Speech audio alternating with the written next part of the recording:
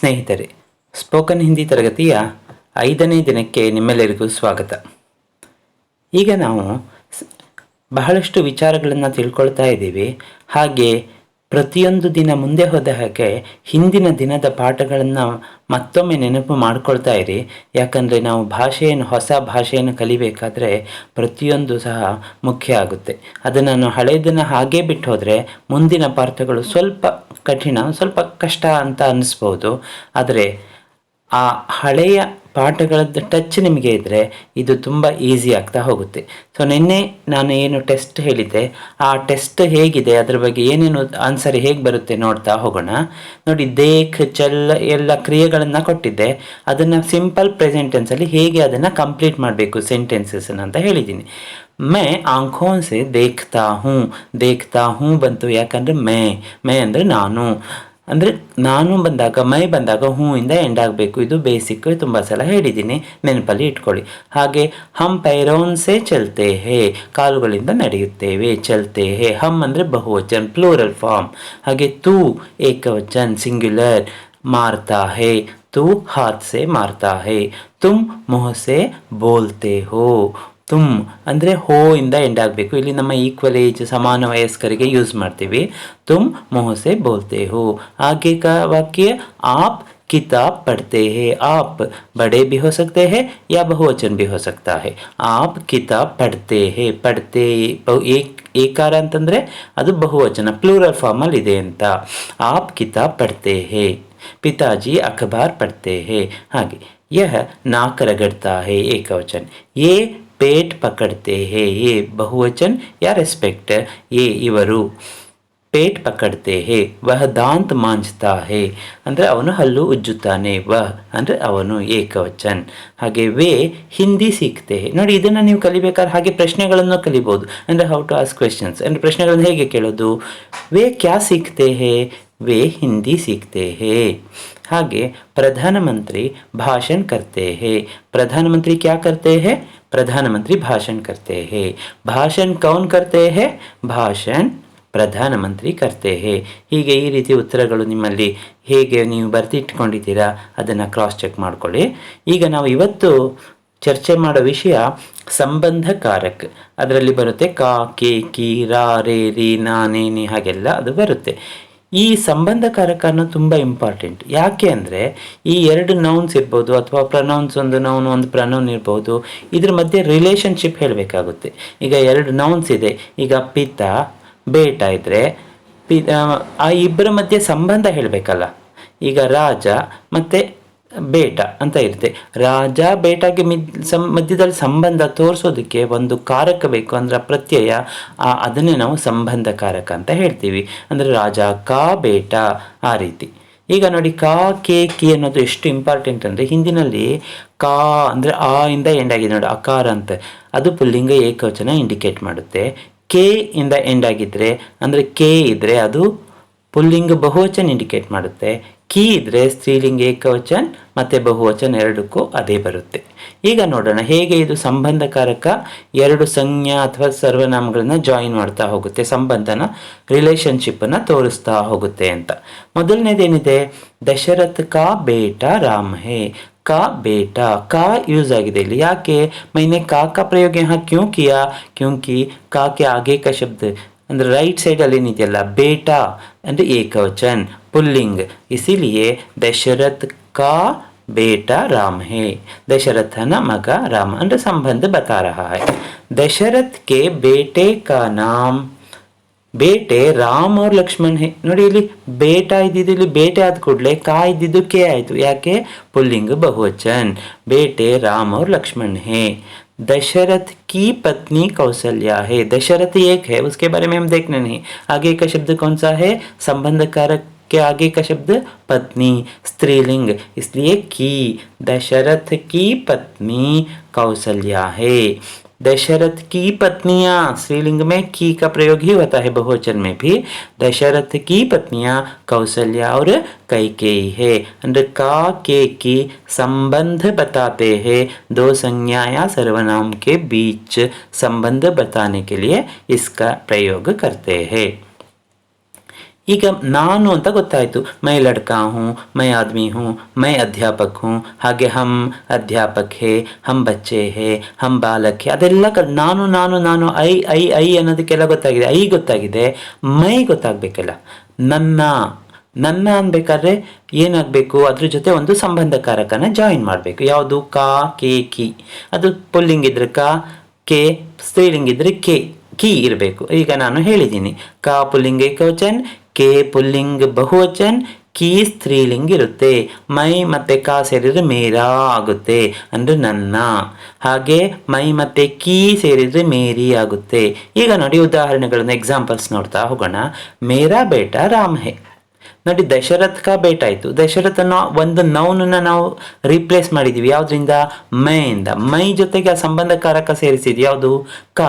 ಮೈ ಮತ್ತೆ ಕಾ ಸೇರಿ ಏನಾಯಿತು? ಮೇರಾ. ಮೇರಾ ಬೇಟ ರಾಮ್ ಹೇ.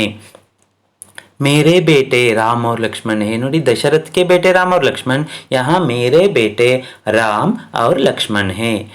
उसी प्रकार मेरी पत्नी आके, क्योंकि पत्नी शब्द स्त्रीलिंग है, इसलिए मेरी पत्नी कौशल्या है. उसी प्रकार स्त्रीलिंग बहुवचन में भी मेरी पत्नियां, ಅಂದ್ರೆ दशरथ की पत्नियां. दशरथ खुद बोलता है तो मेरी पत्नियां कौशल्या और ಕೈಕೇಯಿ ಹೇ. ಸೊ ಈ ರೀತಿ ನಿಮಗೆ ಅರ್ಥ ಆಗ್ತಾ ಹೋಗುತ್ತೆ. ಮುಂದೆ ನೋಡಿ, ನಾನು ಆಯಿತು, ನಮ್ಮ ಆಯಿತು, ನನ್ನ ಆಯಿತು. ಈಗ ನಮ್ಮ ಅಂದರೆ ಅವರ್.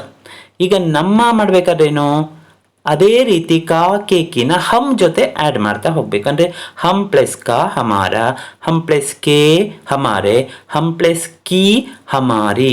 ಎಲ್ಲದಕ್ಕೂ ನಮ್ಮ ನಮ್ಮ ಅಂತಾನೆ ಬರುತ್ತೆ, ಅವರಂತಾನೆ ಬರುತ್ತೆ. ಹಿಂದಿನಲ್ಲಿ ಮತ್ತೆ ಕಾ ಕೇಕಿ, ಅದನ್ನು ಸ್ವಲ್ಪ ನೆನಪಲ್ಲಿ ಇಟ್ಕೊಳ್ಳೋಣ. ರಾಮ್ ಅವ್ರ ಲಕ್ಷ್ಮಣ್ ಕಾ ಭಾಯಿ. ನೋಡಿ, ಕಾ ಭಾಯಿ ಒಬ್ಬನೇ ಇರೋದ್ರಿಂದ ಹಮಾರ. ಇಬ್ರು ಸೇರಿ ಮಾತಾಡ್ತಾರೆ. ಈಗ ಅವರ ಡೈಲಾಗ್ ಇದೇನು? ಅವರಿಬ್ಬರೇ ಹೇಳ್ತಾರೆ, ರಾಮ್ और लक्ष्मण दोनों बोलते हैं. क्या बोलते हैं? हमारा भाई भरत है. याकंद्रे दोनों पुल्लिंग है और वे दोनों मिलकर हमारा, अपने भाई के बारे में, एक भाई के बारे में बोलते हैं, हमारा भाई भरत है. ಹಾಗೆ उनके पिता के बारे में बोलते हैं, राम और लक्ष्मण के पिता, हमारे पिता. पिता पुल्लिंग ಬಹುವಚನ. ನೋಡಿ, ಮುಂದಿನ ಶಬ್ದ ಏನಿದೆ? ಪಿತಾ. हमारे पिता दशरथ है. आगे मनते ಹೇಳ್ತಾರೆ, लक्ष्मण और शत्रुघ्न की माता सुमित्रा है. ನೋಡಿ, ಲಕ್ಷ್ಮಣ್ और ಶತ್ರುಘ್ನ ಕಿ ಮಾತಾ. ಮಾತಾ ಶಬ್ದ ಸ್ತ್ರೀಲಿಂಗ, ಅದಕ್ಕೆ ಅದರ ಹಿಂದೆ ಏನಿದೆ? ಕಿ. ಕಿ ಸಂಬಂಧಕಾರಕ ಬಂತು. ಹಮ್ ಪ್ಲಸ್ ಕಿ ಹಮಾರಿ, ಹಮಾರಿ ಮಾತಾ ಸುಮಿತ್ರಾ ಹೇ. ಈ ರೀತಿ ಕಾ ಕೆ ಕಿ ಅದನ್ನು ನೀವು ನೆನ್ಪಿಟ್ಕೊಳ್ಳಿ. ಈಗ ನೀನು ಅನ್ನೋದಕ್ಕೆ ತು ತುಮ್ ಹೇಳ್ತೀವಿ. ಹಾಗೆ ನೀವು ಅನ್ನೋದಕ್ಕೆ ರೆಸ್ಪೆಕ್ಟ್ ಕೊಡಬೇಕಾದ್ರೆ ನಾವು ಆಪ್ ಅಂತ ಹೇಳ್ತೀವಿ. ಹಾಗೆ ನಿನ್ನ ಅನ್ಬೇಕಾದ್ರೆ ನಿನ್ನ ಹೆಸರೇನು, ನಿಮ್ಮ ಹೆಸರೇನು ಕೇಳಬೇಕಲ್ಲ. What is your name. ಅವಾಗ ತೂಗೆ ಜೊತೆ ಅದೇ ಸಂಬಂಧಕಾರಕಗಳೇ, ಅದು ಬಿಟ್ಟು ಬೇರೆ ನಾನು ಇವತ್ತು ಯಾವುದು ಹೇಳ್ತಾ ಇಲ್ಲ. ಕಾ ಕೆ ಕಿ, ಈ ಅಷ್ಟೂ ಪ್ರನೌನ್ಸ್ ಜೊತೆ ನೀವು ಕಾ ಕೆ ಕೆ ಆ್ಯಡ್ ಮಾಡಿ ಓದಿ, ಅವಾಗ ನಿಮಗೆ ಇದೆಲ್ಲವೂ ಸರಿಯಾಗಿ ಮ್ಯಾಚ್ ಆಗ್ತಾ ಹೋಗುತ್ತೆ. तू प्लस का तेरा, तू प्लस के तेरे, तू प्लस की तेरी. ಅಂದ್ರೆ तेरा नाम क्या है, तेरे भाई कौन है, तेरे पिताजी, तेरी माता कौन है. ನೋಡಿ, ತೇರಾ ತು ಅಲ್ಲಿ ರೆಸ್ಪೆಕ್ಟ್ ಇಲ್ಲ. ನಿನ್ನ ನಿನ್ನ ನಿನ್ನ. ಹಾಗೆ ತುಮ್ ನಮ್ಮ ಈಕ್ವಲ್ ಏಜ್ ಅವರಿಗೆ ಹೇಳಬೇಕಾದ್ರೆ ತುಮ್ಹಾರ ಭಾಯಿ ಕೌನ್ ಹೇ, ಒಬ್ಬ ಇದ್ರಿ. ಹಾಗೆ ತುಮ್ಹಾರೆ ಬಚ್ಚೆ ಕಹಾ ವಾಸ್ ಕರ್ತೆ ಹೇ. ಅದೇ ತುಮ್ಹಾರಿ ಬಹನ್ ಅಂದ್ರೆ ತುಮ್ ಮತ್ತೆ ಕಿ ಸೇರೇನಾಯ್ತು? ತುಮ್ಹಾರಿ ಬಹನ್. ತುಮ್ಹಾರಿ ಬಹನ್ ಕ್ಯಾ ಕಾಮ್ ಕರ್ ರಹಿ ಹೈ. ಈಗ ನಿಮ್ಮನ್ನ ಕೇಳ್ಬಹುದು, ಆಪ್ಕೆ ಬಚ್ಚೆ. ಹಾಗೆ ಆಪ್ಕೆ ಬಚ್ಚೆ ಕಹಾ ಪಡ್ ರಹೆ ಹೇ, ಕಹಾ ವಾಸ್ ಕರ್ತೆ ಹೇ. ಹಾಗೆ ನಿಮಗೆ ಒಬ್ಬನೇ ಮಗ ಇರ್ತಾನೆ, ಆಪ್ಕಾ ಬೇಟಾ ಕಹಾ ರೆಹತಾ ಹೇ ಕೇಳ್ಬಹುದು. ಅಥವಾ ನಿಮಗೆ ಒಬ್ಬಳೇ ಮಗಳಿದ್ರೆ ಅವಾಗ ಆಪ್ಕಿ ಬೇಟಿ ಕಹಾ ಕಾಮ್ ಕರ್ತಿ ಹೇ. ಅಥವಾ ನೀವು ಚಿಕ್ಕವರಿದ್ದೀರಾ, ನಿಮ್ಮ ಪೇರೆಂಟ್ಸ್ ಬಗ್ಗೆ ಕೇಳಬೇಕು, ಆಪ್ಕೆ ಪಿತಾಜಿ ಕಹಾ ಕಾಮ್ ಕರ್ತೆ ಹೇ, ಆಪ್ಕಿ ಮಾತಾ ಕಹಾ ಕಿ ಹೇ. ಹಾಗೆಲ್ಲ ಕೇಳ್ತಾ ಹೋಗ್ಬೋದು. ನೋಡಿ, ಪ್ರಶ್ನೆಗಳು ನಿಮ್ಮ ನಿಮ್ಮ ನಿಮ್ಮ ಹಾಗೆ ಬರ್ತಾ ಹೋಗುತ್ತೆ. ನೆಕ್ಸ್ಟ್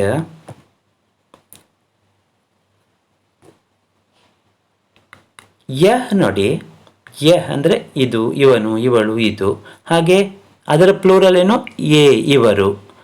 ಹಾಗೆ ವಹ್ ಅವನು, ಅವಳು, ಅದು. ಅದನ್ನು ಇವರ ಅಂತ ಮಾಡಬೇಕಲ್ಲ. ಇವರ ಮಾಡ್ಬೇಕಾದ್ರೇನು ಅದೇ ಸೇಮ್ ಸಂಬಂಧಕಾರಕ ಕೆ ಆ್ಯಡ್ ಮಾಡ್ತಾ ಹೋಗಿ. ಇದು ತುಂಬ ಇದೆ ಅಂತ ಅನ್ನಿಸ್ತಾ ಇದೆ, ಆದರೆ ಎಲ್ಲದಕ್ಕೂ ಸೇಮ್ ಒಂದೇ ರೀತಿಯಲ್ಲಿ ಬರೋದ್ರಿಂದ ಸೇಮ್ ಫಾರ್ಮುಲಾ ಟೈಪ್ ಇದೆ. ಸೊ ನಿಮಗೆ ಯಾವುದು ಕಷ್ಟ ಆಗೋದಿಲ್ಲ. ಯಹ ಪ್ಲಸ್ ಕಾ ಇಸ್ಕಾ ಅಂದರೆ ಇಸ್ಕಾ ಘರ್, ಇಸ್ಕಾ ಭಾಯಿ, ಇಸ್ಕಿ ಕಿತಾಬ್, ಇಸ್ಕೆ ದೋಸ್ತ್, ಇವನ ಇವಳ ಇದರ ಹಾಗೆ ಹಾಗೆ ಉಸ್ಕಾ ದೋಸ್ತ್, ಉಸ್ಕೆ ದೋಸ್ತ್, ಹಾಗೆ ಉಸ್ಕಿ ಸಹೇಲಿಯಾ, ಉಸ್ಕಿ ಬೆಹನೆ, ಉಸ್ಕಿ ಚಾಚಿ. ನೋಡಿ ಅವನ ಅವಳ ಅದರ ಹಾಗೆ ಬರುತ್ತೆ. ಹಾಗೆ ಇವರ ಅಂದರೆ ರೆಸ್ಪೆಕ್ಟ್. ಈಗ ದೊಡ್ಡವರು ಇರ್ತಾರೆ, ಯಾರು ನಿಮ್ಮ ಪಕ್ಕದ ಮನೆಯಲ್ಲಿ ಇರ್ತಾರೆ, ಅವರ ಬಗ್ಗೆ ಕೇಳಬೇಕು, ಅವರ ಮಗ ಏನು ಮಾಡ್ತಿದ್ದಾನೆ ಅಂತ ಕೇಳಬೇಕು. ಅದಕ್ಕೆ ಇನ್ಕಾ ಬೇಟಾ ಕ್ಯಾ ಕರ್ ರಹಾ ಹೇ. ನೋಡಿ ನೀವು ಅವರಿಗೆ ಇಸ್ಕಾ ಬೇಟಾ ಕ್ಯಾ ಕರ್ ರಹಾ ಹೇ ಅಂದರೆ ಸಿಂಗ್ಯುಲರ್ ಆಯಿತು, ಅವಾಗ ಅವರಿಗೆ ಬೇಸರ ಆಗುವ. ಅದಕ್ಕೆ ಇನ್ಕಾ ಬೇಟಾ ಕ್ಯಾ ಕರ್ ರಹಾ ಹೇ. ಹಾಗೆ ಇನ್ಕೆ ಪಿತಾಜಿ ಕಹಾ ವಾಸ್ ಕರ್ತೆ ಹೇ. ನೋಡಿ ಇನ್ಕೆ ಅವರ ಬಗ್ಗೆ ಅಂದರೆ ಬಹುವಚನ ಇದ್ದಾಗ ಇನ್ಕೆ ಇನ್ಕಿ. ಆ ಕಾಕೇಕಿ ಬರೋದು ಮಾತ್ರ ಮುಂದಿನ ವರ್ಡ್ ನೋಡಬೇಕು. ಇನ್ಕಾ ಬೇಟಾ ಅಂದರೆ ಪುಲ್ಲಿಂಗ ಏಕವಚನ್, ಇನ್ಕೆ ಬೇಟೆ ಅಂದರೆ ಪುಲ್ಲಿಂಗ ಬಹುವಚನ್, ಇನ್ಕಿ ಬೇಟಿ ಅಂದರೆ ಸ್ತ್ರೀಲಿಂಗ್. ಹಾಗೆ ಅವರ ಉನ್ಕ ದೂರದಲ್ಲಿ ಇರ್ತಾರೆ, ಯಾರ ಬಗ್ಗೆನೋ ನಿಮ್ಮ ಮನೆಯಲ್ಲಿ ಕೂತು ಮಾತಾಡ್ತಿರ್ತೀರಾ.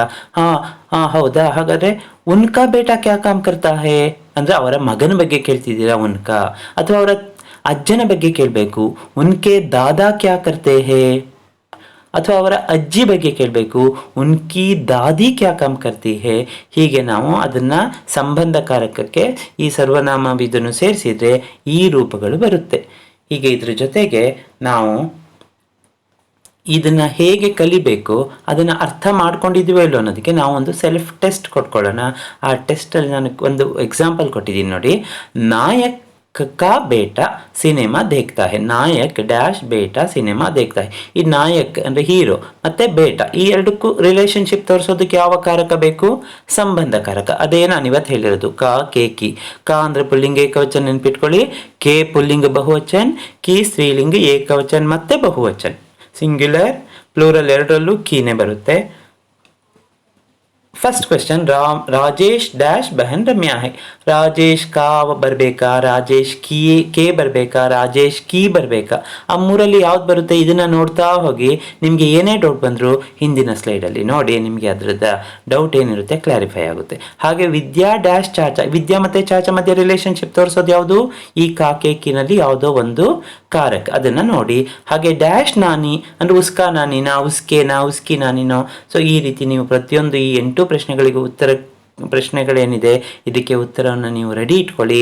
ನಾನು ನಾಳೆ ಮತ್ತೆ ಈ ಎಲ್ಲ ಪ್ರಶ್ನೆಗಳಿಗೆ ಉತ್ತರಗಳೊಂದಿಗೆ ಹಾಗೂ ಮತ್ತೆ ಇನ್ನೊಂದು ಹೊಸ ವಿಡಿಯೋದೊಂದಿಗೆ ನಾನು ನಿಮ್ಮ ಮುಂದೆ ಬರ್ತೀನಿ. ತಬ್ ತಕ್ ಕೆ ಲಿಯೆ ಆಪ್ ಸಬ್ಕೋ ಧನ್ಯವಾದ.